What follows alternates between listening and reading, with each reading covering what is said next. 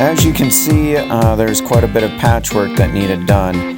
Stay tuned for the rest of the video to see exactly how it happened. Thank you for watching. Hit that like and subscribe button and support the channel. Thank you. Water is pretty much pouring in. We also got a couple other holes here and one up there. The seam is leaking as well. So this has been an ongoing project. Right now we have some hydraulic cement concrete patch, our nitrite gloves, some work gloves, a trowel, a mixing bucket, and water.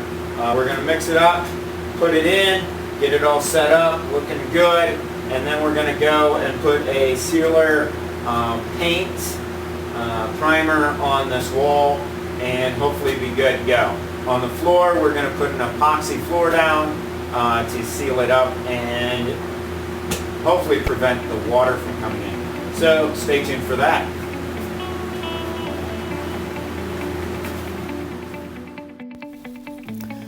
Don't be afraid to get a little dirty, but make sure you have protection on your hands.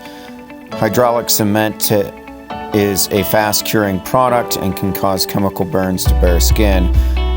I have nitrite gloves under these work gloves to protect my hands. Here I'm mixing a small amount up. It takes about 2 to 3 minutes to set up.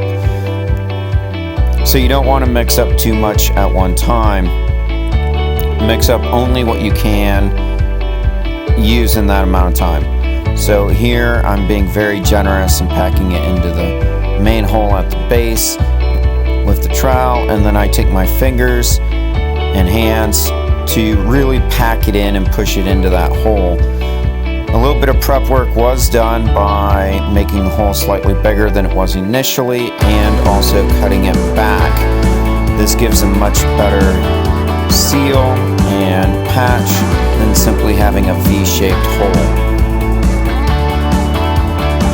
Also, the concrete on the floor and the one end are not treated with anything, so it should set up really nice. I'm not overly concerned about the painted part because this particular variety of hydraulic cement is supposed to stick to that as well. You can see a little bit of mortar fix there simply because I had it available and I wanted a little nicer finish. And I move up halfway up the wall to get that bigger hole. This is going to end up being a work area and post-harvest production area.